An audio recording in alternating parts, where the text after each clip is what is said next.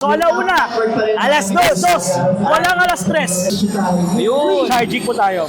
Ilubog sa tubig. Double click. Nasa camera ka na agad. Then pwede ka nang mag-picture ng underwater. Yun na rin po yung clicker. Then underwater, Yun no? charging pa rin po. Ayun. Makaway. Madali lang ba kontrolin yan? Oo, madali lang siya. Parang ka naglalaro na ng PC game. Gaming laptop naman ulit, galing sa Gigabyte. So, naka Intel Core i7 na siya, 13th generation, 16 gig ng RAM, and mind you, DDR5 na siya. So mas pabilis to compared sa mga naka DDR4. So Sir Dennis, ito yung mga laptop na nakikita natin doon sa stage. Yung Yes ba yung po. mga yun? Yan. Kaya-kaya rin. Victus Gaming tsaka itong Gigabyte. So kaya makipagsabayan yan. Kahit whole day ka pa naglalaro. Victus Gaming natin for only less than 54,000 for i5 na. And ang maganda pa dyan, may libre ka pang phone. Smartphone. Smartphone, yes. Meron tayong Asus TUF. So pagdating naman kay Asus, ang maganda sa kanya is yung quality ng body. Kasi magpapauli si Acer syempre. Galing ng 49,995, 36,995 ngayon. And naka Ryzen 5 na siya. Upgradable pa yung RAM, up to 32 gig. Meron din tayong MSI. Namit natin si Paulul. Paulul, ano naman sasabi mo? Yung mga bata, wag ito titignan. Freely silang nakakalaro with their friends or with strangers like here in Laptop Factory Ayala. Pinakabago nating laptop from Ningmei. Naka i5 na siya. Ayan. So, goods na siya for multitasking, ganyan. Kung office works ang paggagamitan ninyo, yan. Bagay na bagay yan si Intel Core i5 ni Ningmei. Victus Gaming natin for only less than 54,000. May makukuha ng gaming laptop na naka-Core i5 na. And ang maganda pa dyan, may libre ka pang phone. Smartphone. Smartphone, yes. Naka big time sale pala kayo ngayon. Oh, from 79,995 ngayon, makukuha mo na lang siya ng less than 54,000. Gaming laptop na yan. Pa yung nakikita natin, sir, na yung pinanglalaro nila? Oo, sir, magandang point yan. Yung mga Yung mga ginagamit pan-tournament, natin ngayon sa kaya tournament makipagsabayan. Of course, kayang-kaya yan. And knowing na HP, US brand yan. So yung quality, American standard po tayo. Ito naman kay HP na naka Ryzen 7. Same yan ng promotion ni HP naman na naka Ryzen 5. May libre kayong printer. Printer naman to. Oh, yes. Printer naman siya from HP rin. So, quality pa rin tayo dyan. Dati siyang naka 43,000, ngayon less than 35,000 na lang yan. Naka big time sale. Yes, and ang maganda, may Microsoft Office pa nakasama. Ito, mga gaming laptop. Yan. Gaming laptop naman ulit, galing sa Gigabyte. So, sa price niya, galing siya ng 69,995, ngayon 59,995 na lang. Okay? So, naka Intel Core i7 na siya, 13th generation, 16 gig ng RAM, and mind you, DDR5 na siya. So, mas pabilis to compared sa mga naka DDR4. So Sir Dennis, ito yung mga laptop na nakikita natin doon sa stage. Yung Yes ba yung po. mga yun? Yan. Kaya-kaya rin. Victus Gaming tsaka itong Gigabyte. So kaya makipagsabayan yan. Kahit whole day ka pa naglalaro. So yun yung nakikita natin na pinantitesting nila kanina. Tama. Sa mga controllers. Tama po. Meron tayong Asus TUF. So pagdating naman kay Asus, ang maganda sa kanya is yung quality ng body. So US military grade tayo. Pagdating sa after sales na sa warranty, goods na goods din. Okay, naka Ryzen 7 naman na variant. Parehas silang dalawa. So mamimili ka na lang kung anong gusto mo. Meron tayong tag 47,995, meron ding 54,995. Ang difference lang naman nila is graphics card. So meron tayong naka 3050, meron din naman naka 4050. Sa Nitro kay Acer, meron din tayo niyan. Hindi magpapauli si Acer syempre. Galing ng 49,995, 36,995 ngayon. And naka Ryzen 5 na siya. Upgradable pa yung RAM, up to 32 gig. Tapos meron ka pang 512 na storage. And isa siya sa mga gaming laptop namin na meron ng Microsoft Office. So hindi lang siya pang game, pang editing pa, pang school, and everything. All in one na rin. Kaya rin AutoCAD 3D. Kaya na rin. Kaya yan, sir. Meron din tayong MSI. Yan, marami tayong variant. Merong around 53K, around 37K, and 43. Cyborg siya. Si MSI naman is premium laptop din siya. Galing syempre ng Taiwan. Kasama natin si Ma'am PB ng MSI. Hi! Ma'am PB, yung nasa likod nyo, ano po yan? So here, dito sa likod namin is may event activity si MSI to test din syempre yung mga laptops natin. So we have here Tekken challenges. So ayan, freely silang nakakalaro with their friends or with strangers. So makikita natin na kung kaya ba ng MSI laptops natin. Yun talagang Mga heavy gaming, yes, no? yung pangmalakasan nating mga Tekken fight. So ayan, they are enjoying naman. So isa yan sa mga highlights natin dito sa booth ni MSI here in Laptop Factory Ayala. Mga solid, dito naman tayo sa booth ng Gigabyte tsaka Aorus. Sama si Madam Eva. Madam Eva, ito pong gaming laptop nyo. Ano naman po ito? Okay, so this is our newest Aorus, our premium laptop. We called it Aorus Master 16. So, ang GPU po nito is 5090. So, this is the newest laptop GPU ni NVIDIA. Aside from the Aorus Master 16, we also have here the newest Gigabyte Aero X16, which nakaka-release lang po last month. Ang GPU naman po nito is 57. So this is also available in the market. Actually, this is capable for AutoCAD. AutoCAD, video editing. Yes, AAA Rendering. games, and also multitask. So for the Gigabyte Aero X16, this is actually a creator's laptop. Actually, sir, meron tayong 6 bullets for our target shooting. And then, ang gagawin natin dyan, kailangan at least tatlong tatlong shoot po. Pag nakatatlong shoot kayo, automatic may free lanyard kayo. And then, pag nakaapat kayo, you have free umbrella. And then, pag nakalima kayo, meron kayong makukuhang free cup. And then, yung pinakaan natin, free t-shirt from HP. So yun, so mag-i-enjoy sila dyan, no? Dami, Yes po. pila-pila lang. So Kailangan paano na makasali? Kailangan nyo muna, sir, pumunta sa ating booth at mag-register gamit yung ating QR code and then mag-register po tayo ng name natin. Then, saka po tayo pipila and then you can have a gift. Ito po, yung 911 MT natin, which is ito po yung pinaka-gaming laptop po ni Thunder Robot. Ito po yung may isasuggest ko when it comes sa gaming laptop kung gusto nila mag-avail. Then, ang kinagandahan lang sir kay Thunder Robot is naka 2 years po yung warranty. 2 years warranty. Opo. Yung mga solid, kasama natin si Ma'am Rika ng Chewy. Yeah, Ma'am Rika, magkano po yung pinakamura natin laptop? Ang pinakamura po namin na laptop sa Chewy is yung HeroBook Pro is 39,990. Pang goods naman po to, para saan naman po? For schooling sir, pwede siya. Schooling, mga Yes. For student. presentation, pwede, Yes. no? Ang pinakamataas natin is sir, is a free book N100 is 25,990 SRP po natin. Lit lang, no? Ilang Yes. inches po to? Is 13.5. Liit lang, no? Yes, pwede siyang pang-travel na din. Opo, pang mga presentation, Yes, pwede. presentation. Kasi ito nakikita natin, ano po itong mga to? Mini PC po siya. Mini PC. Yes po. So yun, marami pala si Chewy dito. Yes, tablet din po. Meron din tablet. Yes. So yun, mga solid, oh. Na-meet natin si Paulul. Paulul, ano naman sasabi mo? Paulul, ano naman Paulul? O sige. Ayun. O sige, tatagabi ko na. Paulul nyo. Junior version, pero ito ang Paulul nyo. Local guy. Yan. Pero nangyari mo sinasabihan ako ng Paulul. Pili ako si Paulul. Pili ako si Paulul. Isang meme naman dyan. Isang meme. Gusto yung mga bata, wag ito titignan mga bata. Yan. Galing. Pag tinignan nyo ito, mawawala sa akin. Wait, wala nga.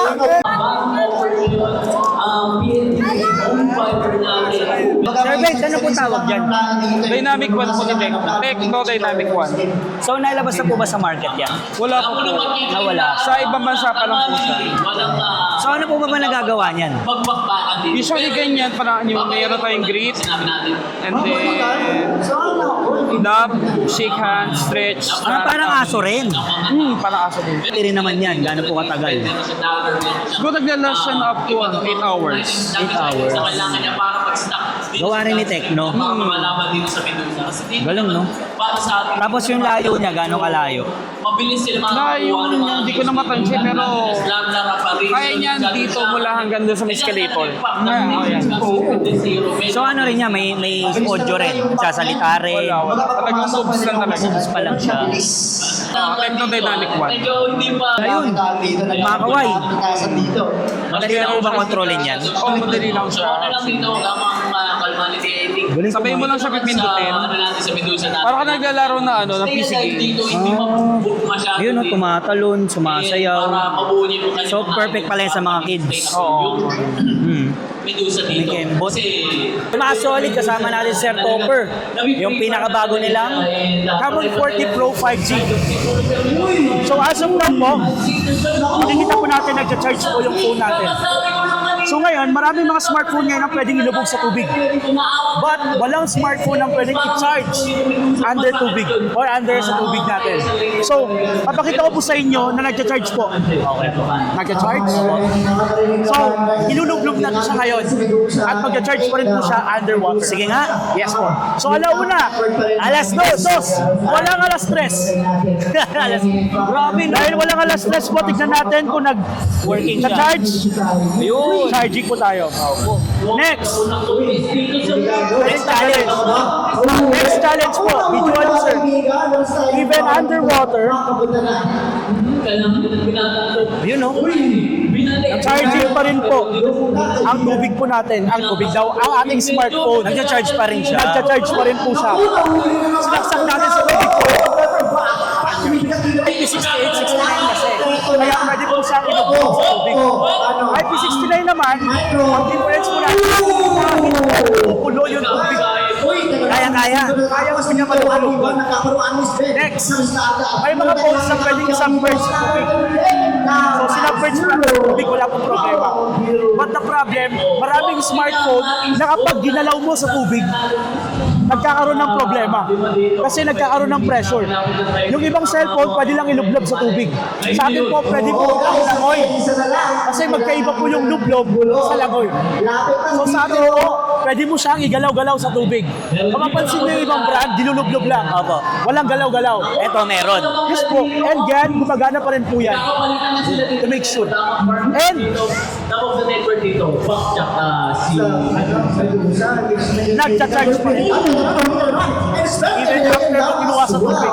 Ganun po ganda yung phones natin. So, dapat yung charger niya, Yes po. waterproof din. Disclaimer po, ito na po yung next natin. Number 1, hindi po pwede sa tubig alat. Ayun. Yes, Number 2, you have to purchase a separate Power. separate po na power cord or yung ating pong Cable. charging cable. Kasi po dapat po waterproof. So available naman siya online or offline sa mga techno stores po. Pero doon sa box, hindi yun. Yes, sa retail box is not yet. So yun po yung kaya gawin ng Tecno. So hindi lang po maganda ang features po natin. Maganda pa po sa durability. And lastly, meron tayong feature po dito na sa camera po, ang tawag natin is flash tap. So yung flash tap po natin, ganito lang po kadali i-access. Meron po tayo ditong orange button. Ang gagawin mo lang po, double click. Then nasa flash tap na po. Ang ginagawa nito, sir, para sa mga sport events naman. So can you hold the phone, sir? Hold mo lang yung phone. Hold mo lang yung phone, sir, and make sure, focus kasi make sure po na nasa loob ako nung viewpoint o yung viewing area. Then, wala po kayong gagalawin, sir. Wala kayong gagalawin, mag-auto capture po siya. So yan po siya. Kuha na ba, sir? So gagawin ko lang po, tatalon. Nag-auto capture? Kumuha. Yes po. So basically, yung phone po natin, hindi lang po siya maganda sa durability but for the camera.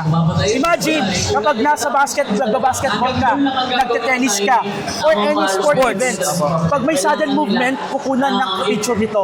And hindi mo na kailangan na i-burst shot. Kasi yung burst shot, di ba? Ang problema sa burst shot, maganda. So sir, mag-burst shot siya, then kunin niya na yung pinakamaganda. Just like this one. Sa ilalim ng tubig, pwede makuha ng picture. Yes po. Underwater shot. Yes po. Yan for example, this one po, kailangan mo lang gawin, gaya ng sabi ko nga, if you want to capture pictures, ilubog sa tubig, double click, nasa camera ka na agad. Then, pwede ka nang mag-picture ng underwater. Yun na rin po yung clicker. Kasi natin, video naman. Video naman po. So, pwede po sa Underwater. So, kayang-kaya. Kayang-kaya po. Gaano po kaya kalalim? So, technically, ang lalim po na pwede po natin is 1.5 meters. Opo. 30 minutes. Pero yun po yung pinaka-extended talaga. So, ang natin, disclaimer natin doon, wag natin isagad doon. So, if in case of emergency, pwede po natin siya gamitin. So magkano naman po ito? Ang tanong. Okay po. Ang the price po ng ating Camon 40 Pro 5G, ay dalawa po tayong memory card. 8256 is 12,999. 12256 is 14,999. Ayun, meron po tayong isa pang unit na Camon 40 Premier.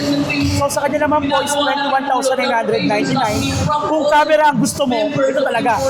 Kasi number 1, ang camera po natin dito, Present sila sa lahat ng napapari. Dito sila sa absent, pare. for the main camera, 50 megapixels. Ayan po, 50 megapixels. Ngayon, ultra wide camera. Yung meron din, usually 8 megapixels lang yan sir, di ba? I'll show you na naka 50 megapixels din po. Next, Yun na nga yung sinasabi natin. telephoto. O ito yung phone natin na kaya mag-zoom in ng pagka ilan? Hanggang 100 times zoom. 100? Yan. Pero ang pinaka ano natin po recommended, 30 times zoom para malinaw pa rin. So katulad nito, 30 times zoom or 25 zoom, it can still, Laro natin na yan, yung sa mga ano, fallback niya si Ben so far para sa Kayang-kaya niya. kaya-kaya po. Kasi 50 times zoom po tayo. Kasi na-bench na tayo. Maglolotas. Lota. Scientific Yan, sila kuya na lang doon. So yun, no? So ayan po, makita-kita pa rin. sa mga Linaw pa rin. Rinaw pa rin po. And Pero yan, tignan natin kung 50 megapixels po yun. 50. And lastly, of course, detect na dito, sa front camera, for the first hour siguro. Kasi binitawan na dito ng screen.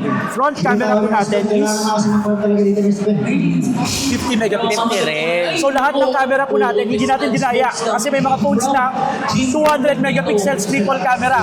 Pero isa lang yun, 200. So sa atin po, 50 megapixels, one camera, lahat 50 megapixels.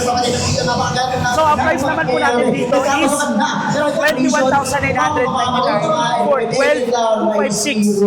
And ang ating pong memory dito is UFS 4.0.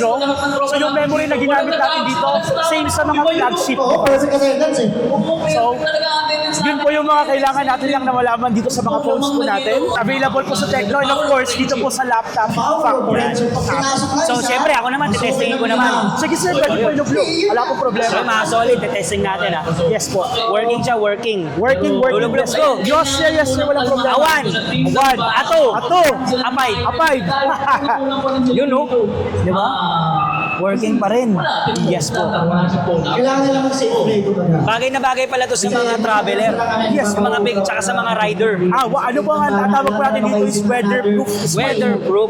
So kahit maulanan, wala pong problema. Durability rin. Durability.